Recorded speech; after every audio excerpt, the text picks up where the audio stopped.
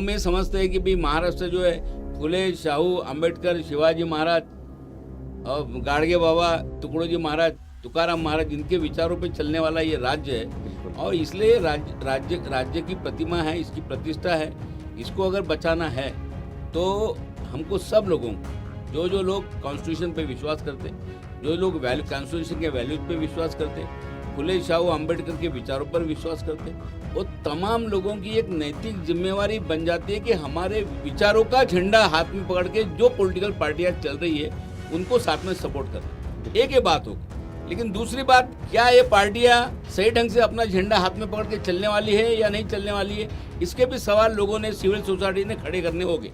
आज जिस तरह से बीजेपी का हिंदू राष्ट्र का एजेंडा हो या फिर वन नेशन वन इलेक्शन का एजेंडा हो या फिर अन्य, जैसा हम देख रहे हैं कि आप शिक्षा क्षेत्र से हैं, हम देख रहे हैं कि मनुस्मृति को भी नई एजुकेशन पॉलिसी के तहत अलग अलग अभ्यासक्रमों में लाया जा रहा है। आप क्या देखते हैं कि किस तरह का बेसिक डिफरेंस है?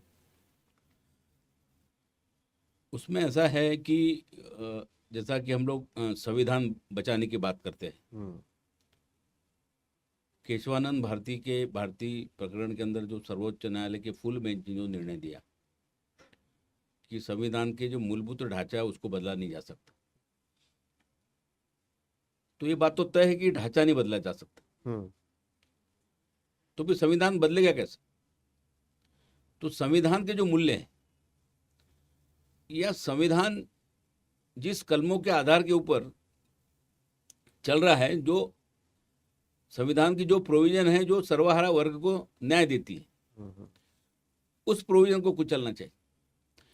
जिसकी बात आपने यहाँ पर कही है कि न्यू एजुकेशन पॉलिसी लाए और दिल्ली के विश्वविद्यालय में वो मनुस्मृति जो है, वहाँ के एकेडमिक काउंसिल में भी ये निर्णय लिया गया कि मनुस्मृति है, ये कानून था, तो ये पुरातन कानून जो है वो हमारे लॉ के विद्यार्थियों को पढ़ाना चाहिए। तो भारतीय राज्य घटना के कलम 13 में तो स्पष्ट लिखा हुआ है कि ये कानून के, संविधान के किसी भी कलम से इनकंसिस्टेंट जो चीजें होगी।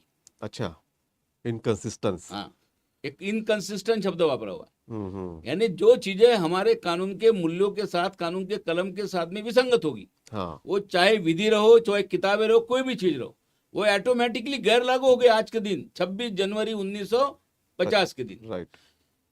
तो अगर मनुस्मृति कानून समझते हैं तो वो तो इनकंसिस्टेंट कानून इंडियन कॉन्स्टिट्यूशन के साथ में, तो कलम 13 के तहत तो ऑटोमेटिकली गैर लागू होगी।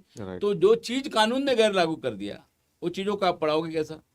तो यहाँ कॉन्स्टिट्यूशन को बाईपास करके, हाँ नहीं, कॉन्स्टिट्यूशन को कैसे मारा जा रहा है?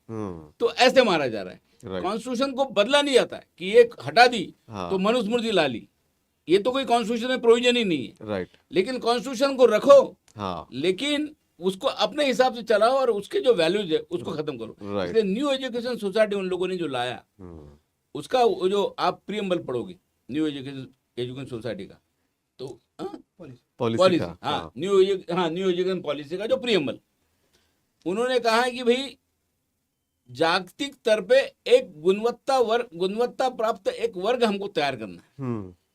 ठीक है, तो भाई आप वो पूरे न्यू एजुकेशन पॉलिसी में आप पढ़ोगे, और मैंने जो पूरा पढ़ा उसमें कहीं भी भारतीय राज्य घटना का उल्लेख नहीं। वो पूरे पॉलिसी के अंदर भारतीय राज्य घटना के समता, स्वातंत्र्य, बंधुता, न्याय, इसकी प्रस्तावना के लिए कि न्यू एजुकेशन पॉलिसी क्या करेगी, इसका कहीं उल्लेख नहीं है। पंचर बनाना भी सिखा रहे हैं। हाँ, हो ना।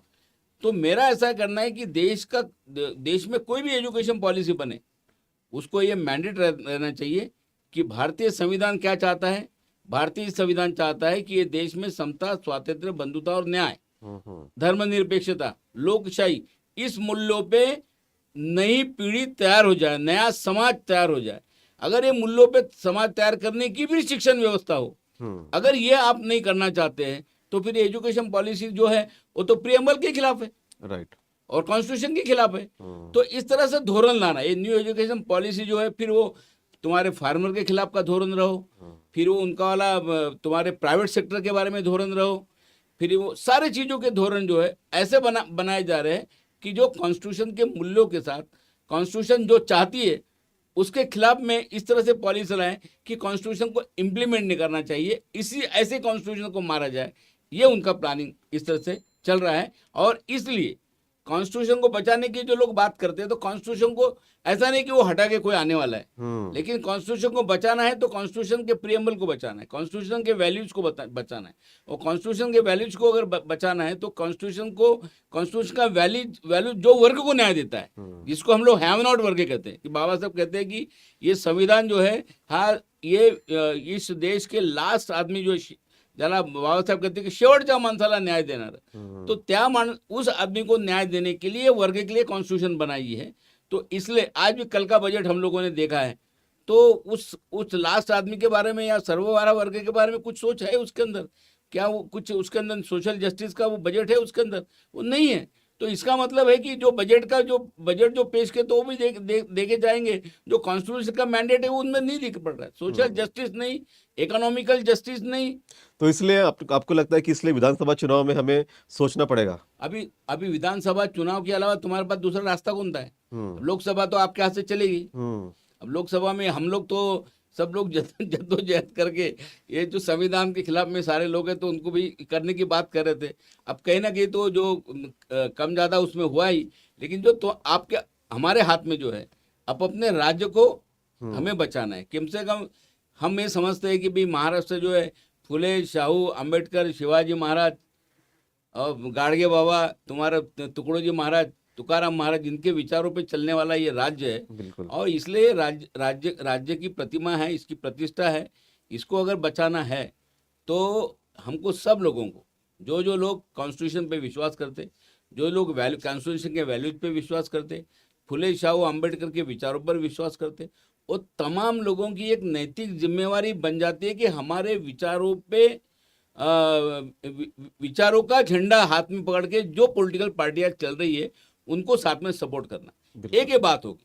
लेकिन दूसरी बात, जिसका आपका जो पहला मुद्दा था कि क्या ये पार्टियां सही ढंग से अपना झंडा हाथ में पकड़ के चलने वाली है या नहीं चलने वाली है, इसके भी सवाल लोगों ने, सिविल सोसाइटी ने खड़े करने होंगे। बिल्कुल खड़े करने पड़ेंगे। अदरवाइज चेहरा जो है, आपका एजेंडा होना चाहिए कि क्या इम्प्लीमेंट करोगे। कल भी हम लोगों ने यही मुद्दे के ऊपर बात की थी कि महाराष्ट्र में सबसे ज्यादा देश में अगर सोशल ऑर्गेनाइजेशन अगर कहीं एक्टिव होगी तो सिर्फ महाराष्ट्र में।